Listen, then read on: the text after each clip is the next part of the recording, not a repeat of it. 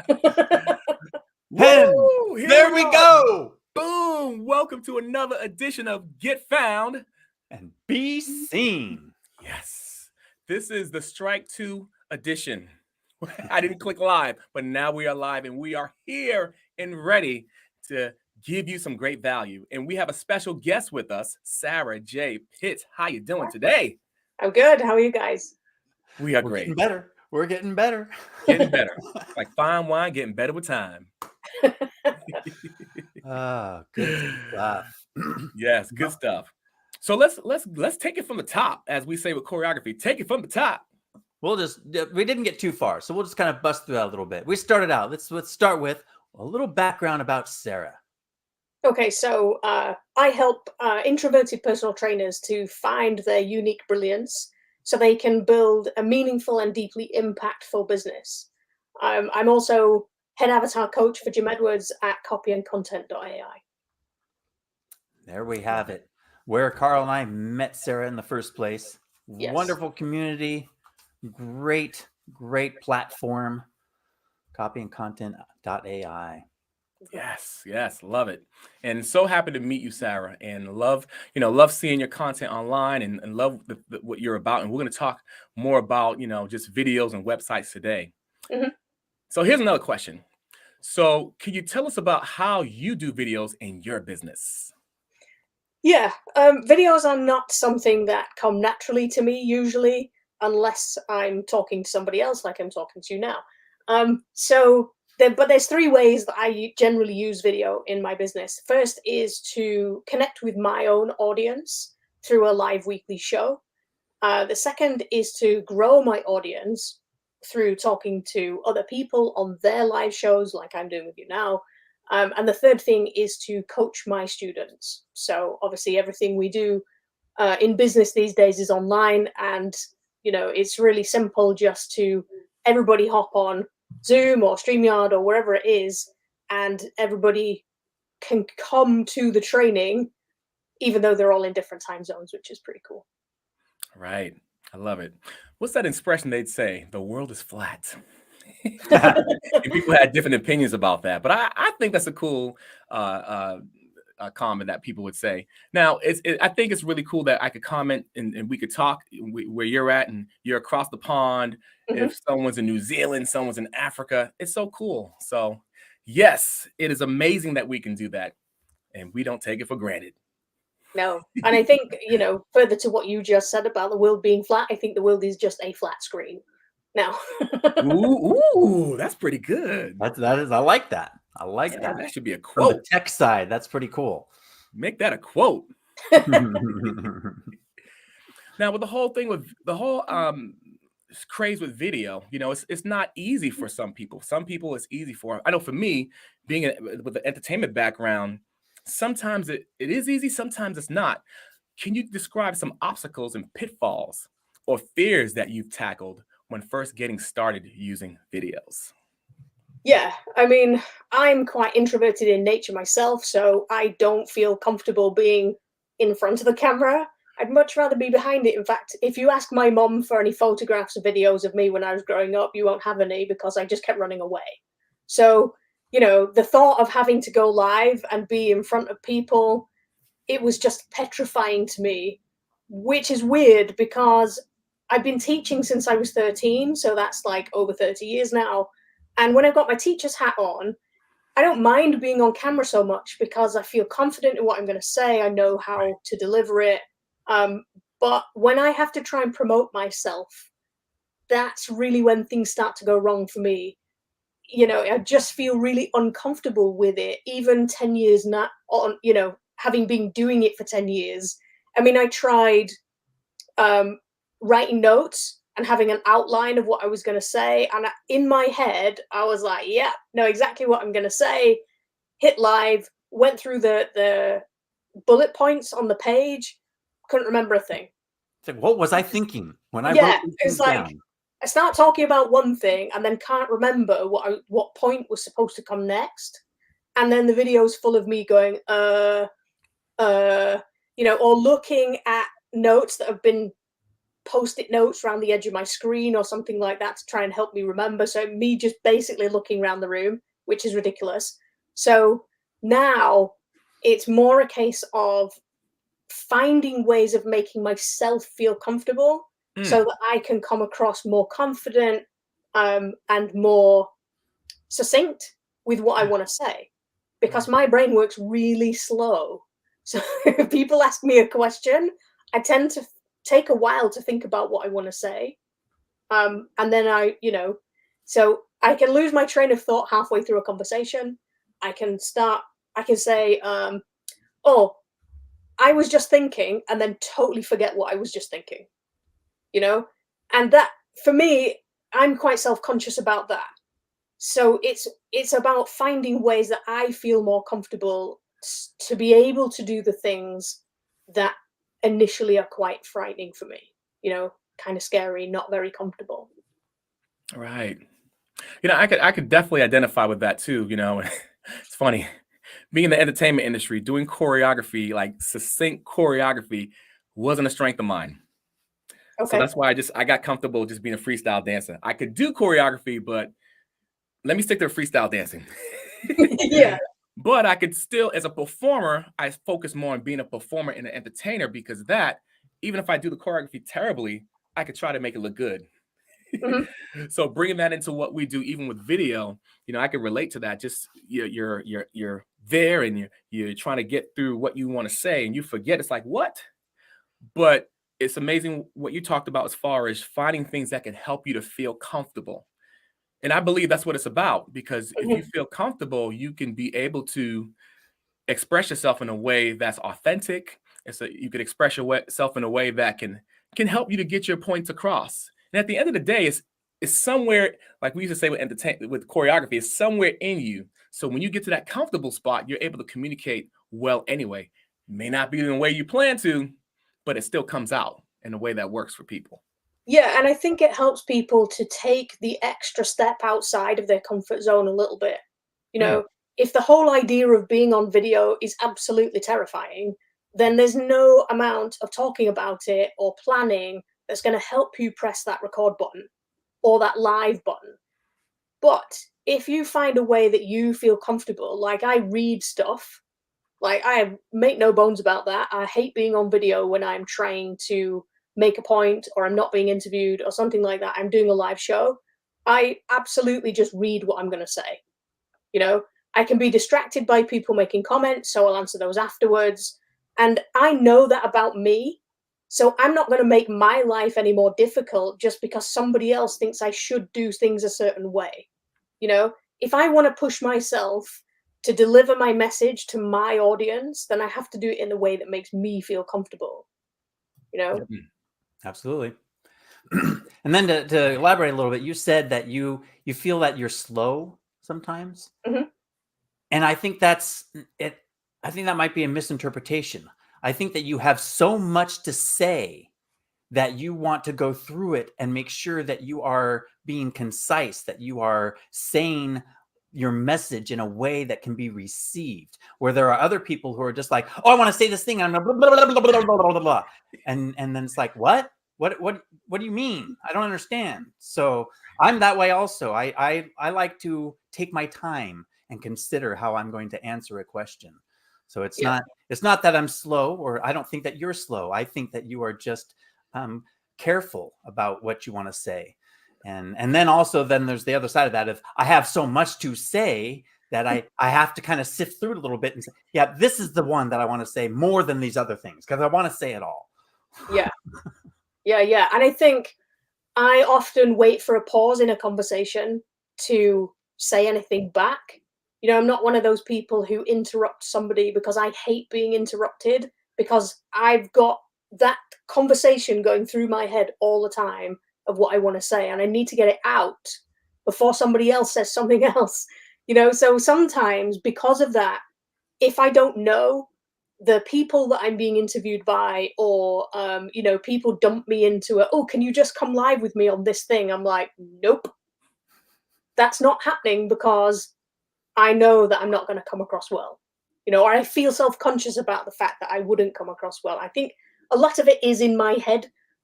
but Sure. it is in my head and I have to deal with that. And it's in the way while it's there. Yeah. So until you can Right. adjust that, it will affect you. Yeah. And by critically thinking about that, saying, hey, that's going to make my performance bad, and that's not going to give the value I want to give. Mhm. So that's a good. But then balance. You don't want it to stop you. Yeah. You got to find that out and say, okay, so like you said, you try to hack yourself. You didn't say that, but this is what I got from it. You hack yourself. I Mhm. know that I'm bad about doing it like this, so I'm going to do it like this, so that way I can bypass what I know is my obstacle. Right. Yeah, exactly. And the point really is that video, you can't get away from the fact that video is one of the most powerful ways to communicate with your audience. They can read Right. your body language, they can see your face, they can see what you mean, they feel like they're getting to know you. Hear the inflections. Yeah, exactly. It's very, very different to how you would write something. And although I try to write in a way that I would talk, sometimes that doesn't come across well either. The receiving end. You can't Yeah. control the receiving end. So, sometimes you do have to push yourself to do things in business that you're not comfortable with. And for me, it just happens to be video. Right. And I love that, and even like with as we can get in our way sometimes, it's not always us getting in our way. I love what Monty said, and I'd add on to that too. Like, it reminds me of the fact that, I'm an introvert. So for a lot of us introverts, we think more deeply about things. Mhm. And so the message is so meaningful to us that it's important we get it out in the right way Mhm. because we know how meaningful it is. Yeah. I'm not sure if you all could identify with that, but I find that, and I tell my students that too, because the message is what can motivate you, because it's hard to do things on video, but when we have a conviction about our message, just like you have the conviction about, hey, this is how I'm going to do it. I love that, but we have a conviction about our message. We can focus on that message, and that helps us to navigate through the video. Yeah, exactly. I think it's a combination of that push to do something that's meaningful and that the steps involved to help you get there. It's making yourself feel comfortable is the key, but also knowing that you're going to push yourself outside of your comfort zone a little bit, Yep. and taking the pressure off. Nobody's saying that you have to be an expert in video right off the bat. You're going to make mistakes, and that's fine. Right. That's what made me think of, we have our comfort zone, right? Mhm. What if instead of stepping out of the comfort zone, we just push the zone a little further out Yeah. so that I'm comfortable where I'm going rather than being uncomfortable and then trying to pull it in behind me. Yeah, I mean, I kind of use the analogy of training wheels. Yeah. When you're trying to learn to ride a bike, then sometimes having training wheels gives you that stability. It's just that little thing, an inch either side of the issue, that gives you the choice. You get practiced at doing one thing, and then the next step is very, very small, and you're perfectly capable of doing that. So when you're ready, you take the next step. Or you can see the next step and think, I'm okay with that, and jump a step. But having those steps outlined and having that stability in place with the big thing feels smaller is a huge thing for introverts, particularly because, like you said, we tend to think of things more deeply, but we also tend to criticize ourselves more than other people. So nobody will be any harder on us than we are on ourselves. But if we've got that stepping stone, if we've got that stability, if we've got those training wheels, then we are quite confident in what we can do. We can stop that negativity. We can just get on with what the job is. Love it. Like that. Training wheels. I'm keeping my training wheels. Yeah, me too. I was just envisioning putting training wheels on and my comfort zone expanded. There you go. And a lot of visuals. Got to draw them out. I love it. I like visuals. I'm a very visual person. That's cool. Use your imagination. Even if the visions are in my head. So, Sarah, any words of advice for our listeners they might just be getting started, or they already gotten started, just doing stuff on camera?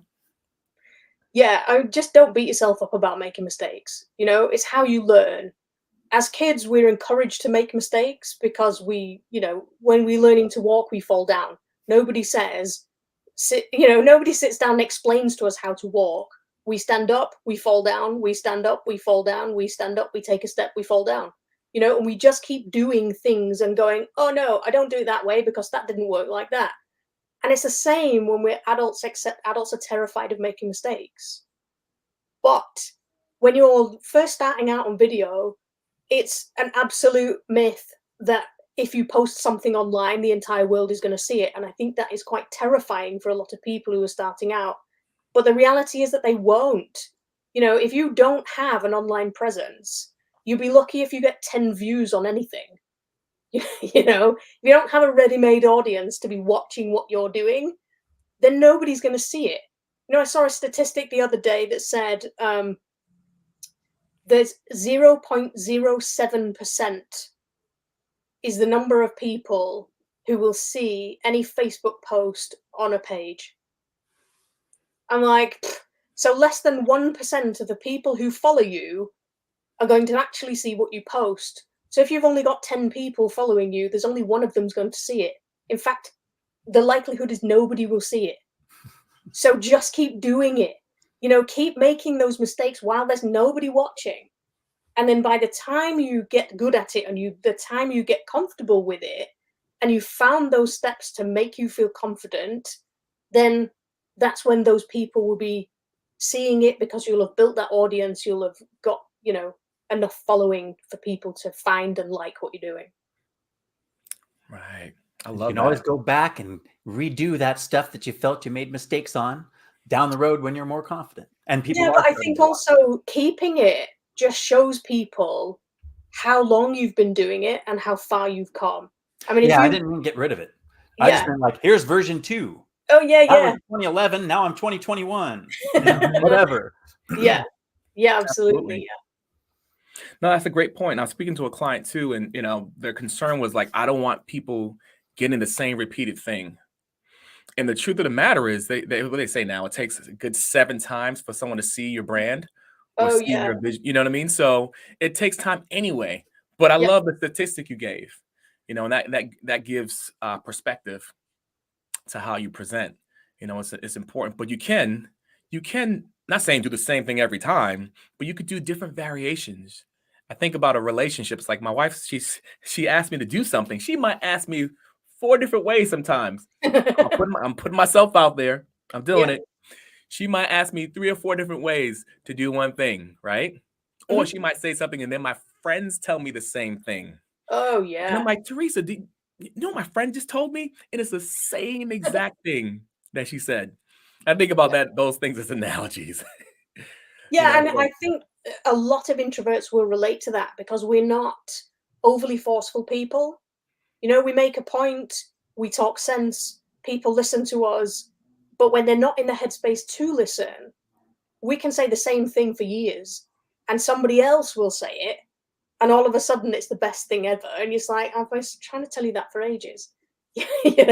But equally, if you're that one person who said that same thing that everybody else has been trying to tell someone, then they're going to listen to you and the way that you explained it in your unique way because they like how you delivered it. Yeah, that's one of the key things for me and imposter syndrome is that I remember that I'm going to find those people that are going to make me feel like I'm an imposter because they know 20 times more than I could ever possibly know. But there's 9 billion people on the planet, so they're not all like that. There's going to be those people that are like I was, and those are the people that I want to help. I can't help the guy that already knows everything I know. Great for him. And I think that competition, seeing other people as a competition is a common thing. But I think people forget that, especially in the fitness industry, like there is nothing new on the planet about fitness. It's been done. It's going to be done again. All the latest trends are something that's rehashed from ages ago. There's no new advice in the fitness world. Even the research you can't rely on necessarily because it depends on who's paid for it, who's willing to publish it, who's going to benefit from the publishing of that material. So a lot of the stuff you don't even see anyway. So, you know, even it's likely that whatever it is that you're teaching is not new. The way that you teach it might be completely new, or you might have a new angle on something that you're teaching. And I think that's where a lot of people miss the point. They think, oh, well, I'm just teaching the same as everybody else. What makes me different? But the thing that makes you different is you, your insight, your approach, and your personality. You know, it's that combination of who you care about helping, what you want from your business, and how you deliver it.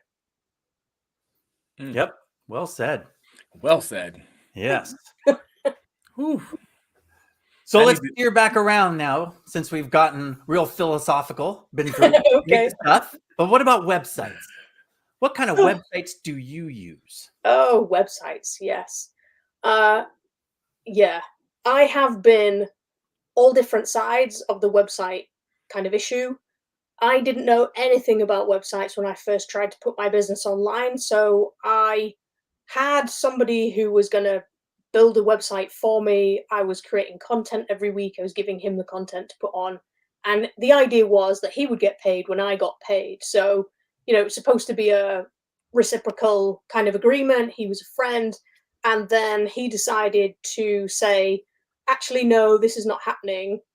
The website wasn't at the point where I could control it. So he had full control over what he'd built. I'd already paid him for some of the stuff that he'd built. And then he decided he wanted 30 grand from me before he would release what he'd created. So I've gone from feeling like a hostage to having to learn really quick because people were paying me to get this content that I then couldn't access. So I had to learn really fast about creating websites. So I've used everything from Google to lead pages to all sorts of things. But now I use a system called Convertry. It's, you know, there's pros and cons to everything. I'm not going to, you know, spout the, you know, all the positives about one particular platform because it depends on what you're looking for. I like the freedom of Convertry because it allows me to build a page and make it look like I want it to look. A lot of them are very blocky, you know, it's drag and drop, but then some people like the simplicity of that. So, you know, yeah, that's kind of my experience with websites. I've done my own for over 10 years now. Cool. Yeah, that's something that I've been trying to help people with a long time is the being hijacked, being held hostage. And then also just the, I've actually helped someone. They came to me and they say, hey, listen, my website's gone because my webmaster passed away and nobody knew the passwords and nobody knew how to do anything. And it just, when the payment came due, it didn't get paid and everything got shut down. So there's a multitude of reasons why having control of your own stuff is key and vital for your assets, because you can always give somebody partial permissions. These platforms now are all set up that you can make a user and give them an editor or less than full privileges and allow them to help you. So that way, if they pass or they say, I want more money from you, you can boot them and find someone else to help you out. Yeah, and I think You're that's in control. a really, really important addition to, you know, the services that the web platforms are creating now. Is giving people the control to be able to do that, whereas they didn't, you know, it wasn't that long ago that they couldn't do that. So right, which is why these agencies, website agencies, would have control of everything because that was the only way that they could provide the services. Yeah. But now I feel like it's changed, and that doesn't have to be that way. But there's still companies that are doing that because they can retain that control, and they can say, well, if you want it, then you need to pay us 30 grand or whatever ridiculous price they put on it. Yeah. And so I'm glad that you have discovered other ways of handling that. That's great. I'm going to look into that Convertry too. Me too. I'm familiar with a lot of platforms, but there's always new ones, and there's always a reason just to know about them. Maybe not to use them, but just to at least know about them. Especially in my field, because people come to me and they're like, hey, I need to do this thing. And I don't just tell them, oh yeah, this platform's the best. It's like, well, what do you want to do? What's important to you? How are you going to be involved? And therefore, let's find the platform that's best for you. Exactly. Love it. Yeah. I mean, I think everything that I've learned over the last 10 years about websites and platforms and all the rest of it is basically trying to learn the tech speak from a non-techie person. Like my dad, he had one of the first computers. He tried teaching me all about that when I was a kid. I was like really not interested. And to be honest, I only use computers now because I have to. So, dealing with code and all that kind of stuff is really tedious to me, and trying to learn how to get pages to communicate with each other and understanding that it's a conversation that's going on in the background between each page, and to make it work from, how does one person move from one page to the next, to the next, to the next, because they make it sound, people who are teaching like funnels and stuff, they make it sound like it just magically happens. And you don't realize that actually you need to tell it where to go, Yep. So oftentimes you're creating this stuff and you feel like you're doing your best to try and get this stuff to work, and it doesn't work. And it's because you missed out, a link, or there's a comma in a piece of code that shouldn't be there, or, something like that. And it's like, Exactly. Yes, exactly. So that sounds like the next question was going to ask about the most frustrating things about using websites or using websites in your business, and the tech and the terminologies. Especially, you go from one platform to another, and now it's like, well, it's the same thing, but they call it one thing and these other guys call it this other thing, and now I have to try and remember that and transfer over and so yeah. is there anything else that you would say is the top 3 frustrating things when dealing with websites? Right now, I think it has to be tracking data. I just hate it. Everyone goes, oh yeah, just set it up in Google Analytics. Google Analytics is just a foreign language to me, and to people who understand, it's like, I don't know, getting somebody foreign, it's trying to talk to them like in Japanese or something, where you have no clue of what's being said. It's like, oh well, yeah, just go over there. Well, how do you say that? How do you get the tech to do what you want it to and show you it in a way that's reasonably understandable to the, basic human being? Me. It's yeah, that's my little bugbear at the moment is is tracking data.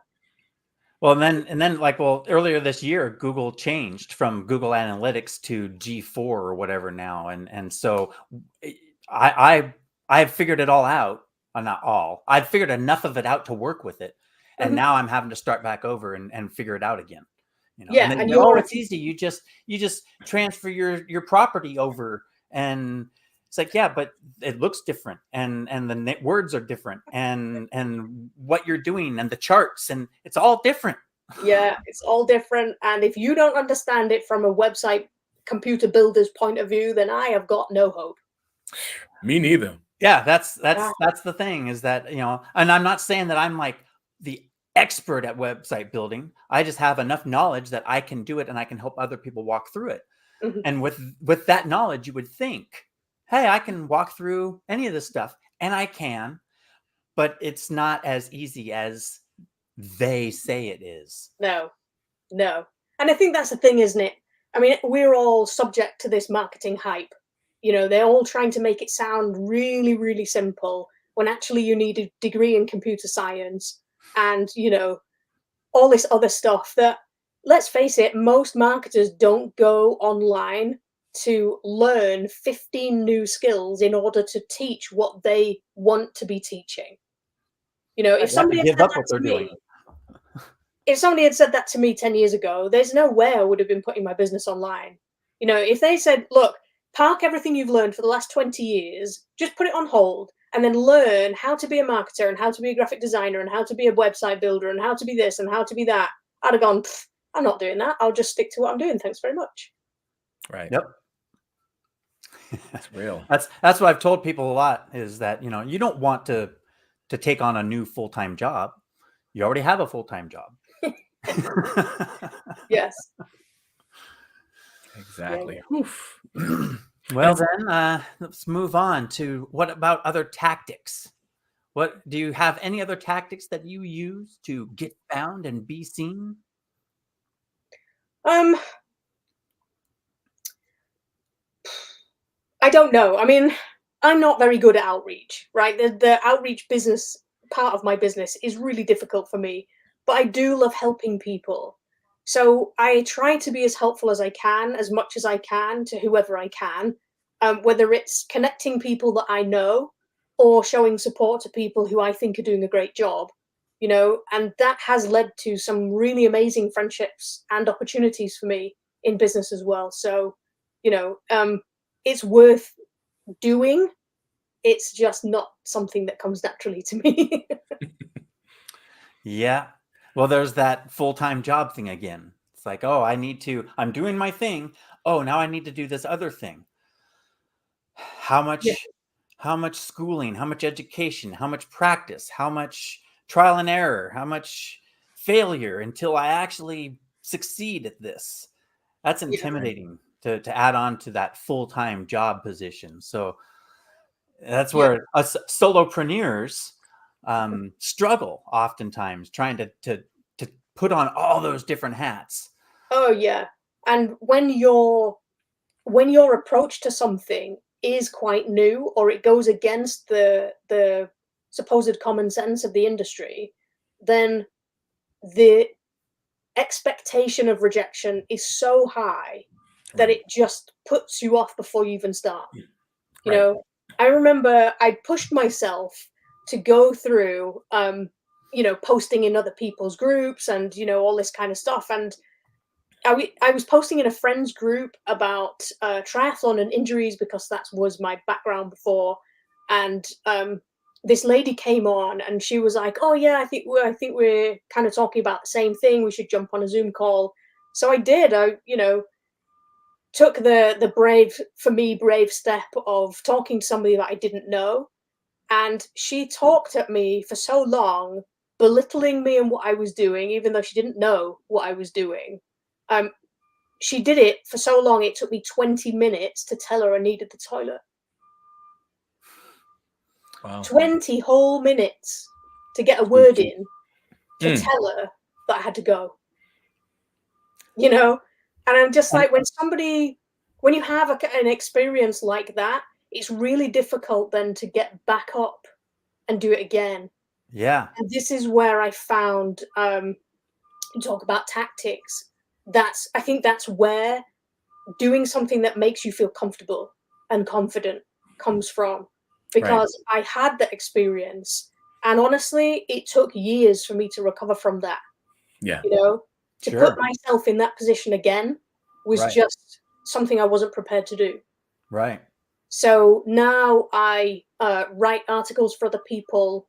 You know, I try and get written things to do rather than verbal things to do because, you know, like I said, if I'm being interviewed by somebody I don't know or we're having conversation with somebody that I don't know, then that strong confrontation thing is not something I'm prepared to put up with again.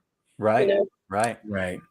That's a good, I don't know, that shows your character, that It you does. stood there and absorbed that, you know, because you felt like you couldn't get an edge in word wise.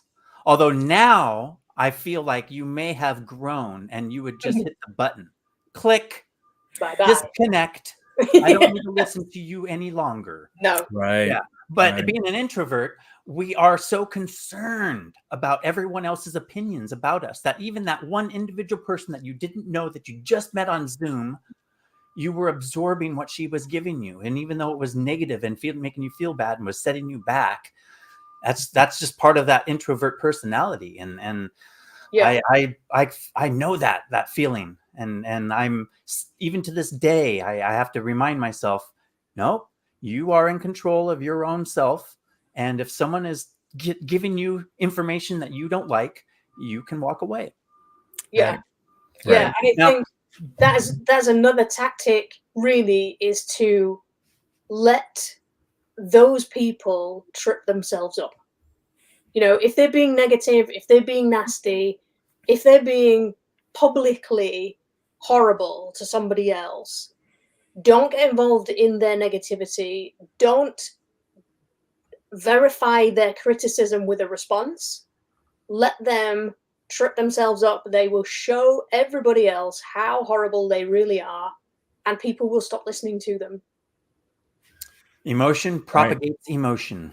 Right. And, you know, there's a reality to that too, Sarah. You know, even what we talked about before, like, hey, this certain things like funnels or other particular brands, I'm not knocking any of it, but as marketers, we got to be careful on how we communicate. It's a good lesson when we see those examples, great lessons for us to, we got to be careful on how we communicate because we affect other people. And sometimes we don't realize it. We might be so passionate about what we want to share, but if we're not careful about the customer's journey and the real reason why we should be here to take care of the customer, care about their journey, we're going to trip people up. So even that experience that you experienced, how many people you imagine how many people you're able to help out by sharing that example, you know, so hearing that from you, I'm like, wow, that just proves to me and reminds me how important it is that how I communicate to people. And that's where it comes in with being introverts. We care about how people think about us. And sometimes we can be concerned about what people think about us too. In my opinion, those are two different things. But as we're navigating, it's important to be able to just really pay attention to how we communicate to people on their customer journeys. And we will be able to make more of a greater impact when we do that. And we could teach other people by example. So Yeah, that's you, my friend, teaching other people by example. Give it a snap. I also think that listening and asking questions is a really great way. I've seen so many times now. I mean, I've found myself a comfortable rhythm of answering questions in Facebook groups. And so many times you see people jumping on straight away. People are asking for help and they go, oh, you should do this, you should do this. And, you know, don't do that. That's terrible. Do this. It's like, hang on a minute. What about why? Why do you want this? What is the purpose of you trying to achieve this? You know, right. What's the situation? Where are you starting from? Say again? Where are you starting from? Yeah, and I think when you start to ask questions of people, that judgment, that instant kind of, I must help this person goes away.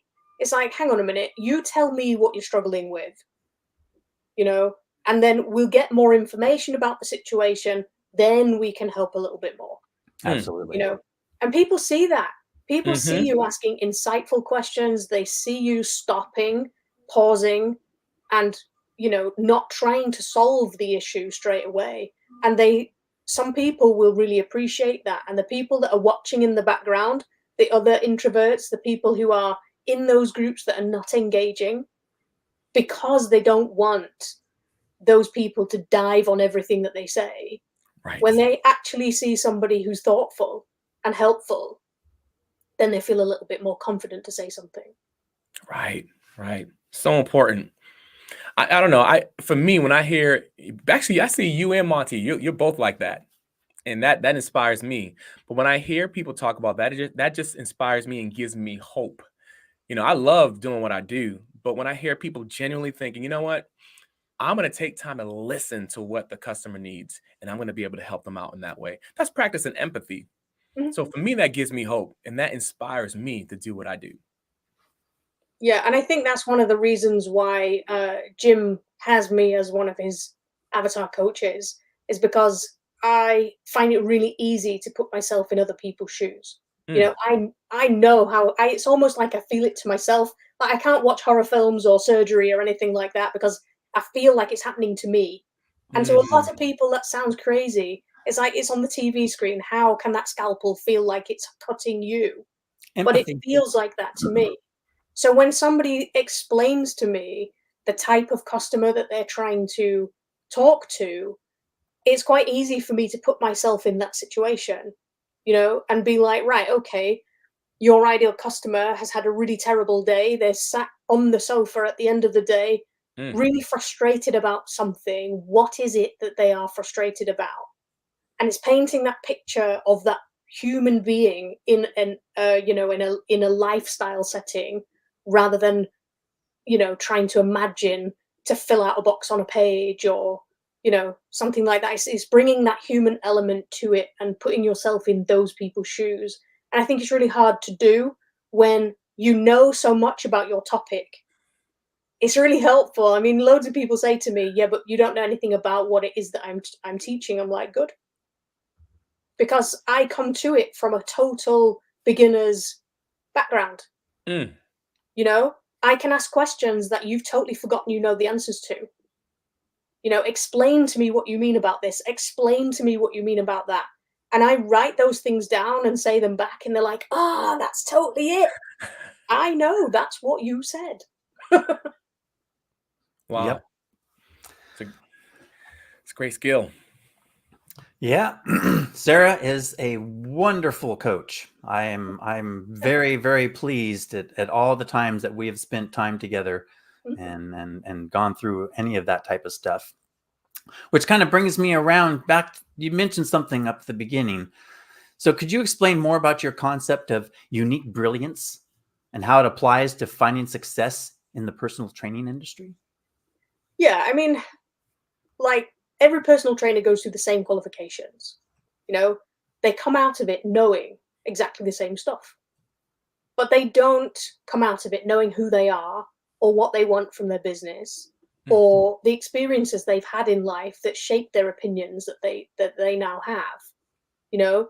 And for me, when you're talking about helping somebody explore who they are as a person, the experiences they've had, good and bad. Like, for me, I jokingly call myself Sensei Sarah. In my business, we have cartoon characters in the business that are designed to help people with different areas of their own personality. So I call myself Sensei Sarah as a joke, because I was teased as being a kid of being sensible Sarah.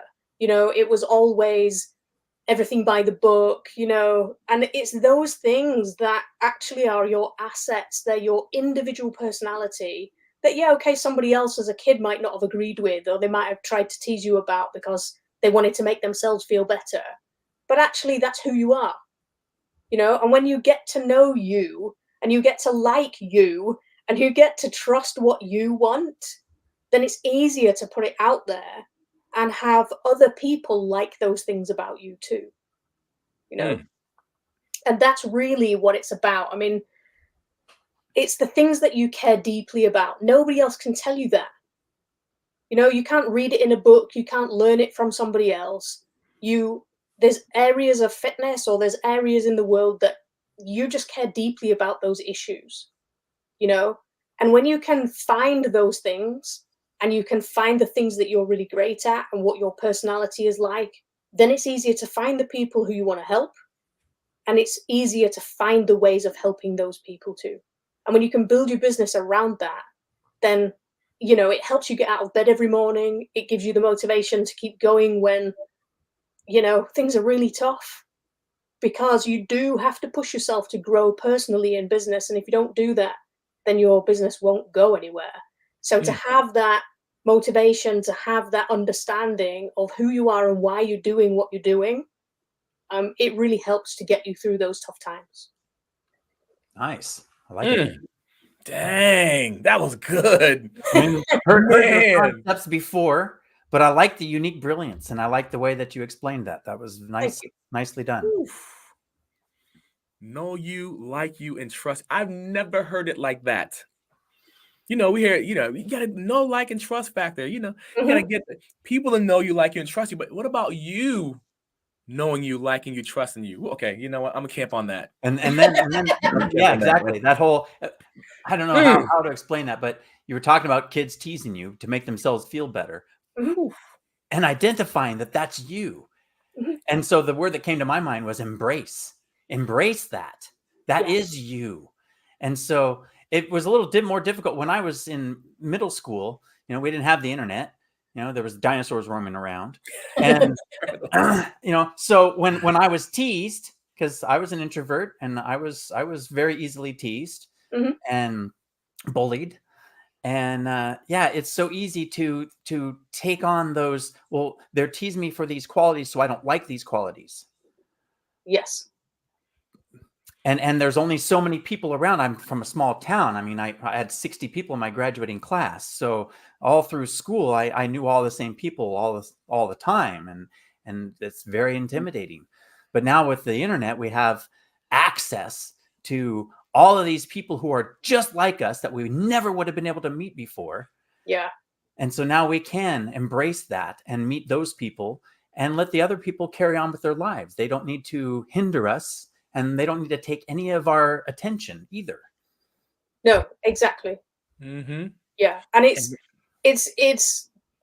they, you know, you've heard it so many times. It's like you know, owning your power or something like that. I mean, you call it whatever you want. Just be comfortable with yourself and like who you are.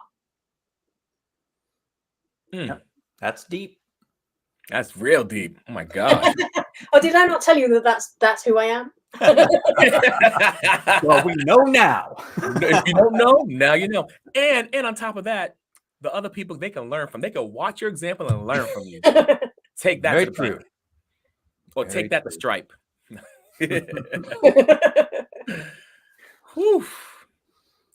Today was good. I'm not sure if you think about anything else, Monty, but this was a rich episode. Oh, you bring in another thoughtful person into our group, and I knew we would have a good show. Like I said, just chit chatting with a cool person. Chit chat with a cool person. I'm J. Pitts. I haven't ever been called cool in my life, but I'll take it. Hey, take there you go. First time for everything. Yeah. Especially with those cool cartoon characters. Oh yeah, yeah. I think the one that I like most is Wreck-It Rose. She's that. You know, you have the angel and the devil on your shoulder.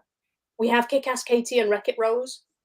Wreck-It Rose is the devil, and she's the one who's constantly telling you not good enough. She's constantly saying, you know, she's telling you lies to make you believe that you can't do something, you know, and she's all like her whole goal in life is to stop you from achieving what you want. We don't like her. Nah. Yeah. But it's interesting though. What would life be without her? Well, exactly. Ooh. People think, oh, I want the utopia. We need to get rid of Wreck-It Rose. But then your comfort zone shrinks down. Yeah. Okay. Yeah. She's the one who pushes you to be better because she's trying to tell you can't do it. So you find ways of being able to do it and keeping her quiet. And while you're keeping her quiet, you're achieving all these things, you're learning all these things, and your progress is huge. But if you listen to her, you just sit in your comfort zone, pretending everything's okay. You know, you tell yourself that everything's okay because, well, you know, I'm not doing the things that she's telling me I'm bad at. But like I said, though, if she wasn't there at all, then you would just be constantly being told, oh, it's okay. That's fine. You're all right. Everything's good. You're comfortable. Yeah, and I think that's part of the issue for a lot of people these days is that their choices for what they want to be doing with their life is so big that it's not possible to choose because they've got nobody saying, well, you can't do that, and your choices are limited to this. And, you know, when my parents were growing up, when your parents were growing up, you know, there wasn't the opportunities that there are now. Right. You know, so for kids growing up now who can do anything they choose in life, but nobody's helping them to understand what that is. You know, they have these career guidance people who go, oh, well, your personality fits this type of career. You know, I'm like, they kept telling me when I was at school, oh, you'd be a great carer or you're a great social worker. I don't want to listen to people's problems all day long, thanks. Right. You know? Wow. So it's difficult. It's a difficult thing to navigate, and especially when you're moving into running your own business. If you've had a career in the past or you're coming into a new career, the possibilities are endless. So it's difficult to know who to listen to because, well, you don't think you're good enough. So then you have to, you know, follow what things you should, you know, you feel like you should be doing. And basically nobody's going to come back to you after your life is finished and go, oh, well, you didn't do this and you didn't do that. At the end of it, you have to be satisfied with what you did and how you lived your life. So in business, it's exactly the same. You just find that early on or find it now and move forwards and build the business, build the life that you want. It's that balance. Comes back to that balance again, boy. I tell you, you need Wreck-It Rose there, but you don't need her all the time. No, you got that balance going on. I need some because you need the challenge. You can't do that. Oh yeah. But you don't want that. You can't do that because you're no good. This one's no. You just want that challenge. Yeah. Well, that you can't do that because of this. It's like, oh well, I'll find a way around that. Yeah, it's like, well, I can't do it that way, but I might be able to do it this way. Right. Yep. Third alternative. Yeah. Options. Options. It's always options. Cool. Oof. Dang, we'll to be able to do this again sometime because we Yes. have all kinds of stuff that we didn't touch on. Sure. That was fun. We got to have you back on. Yes, absolutely. It's been an absolute pleasure, and I'm just grateful for the opportunity. Well, we're happy that you were here. We're glad that we've helped you with your goal for getting on podcasts. Yes. And yeah. Yes. Now, Sarah, so if someone wants to find you online, where can they find you? They can go to my business website, which is kickasspt.com, or they can go to my author website, which is sarahjpitts.com. Yeah. Nice. Awesome. Check her out, y'all. Don't sleep. sarahjpitts.com. Check it out. And there you have it. Another episode. Be found And be seen. That's right. From a third perspective. Ooh. I like that, Monty, from a third perspective. Go ahead, Monty. I love it. That's all I had. That's all you have. And we'll see you soon. Take care. Thanks for joining.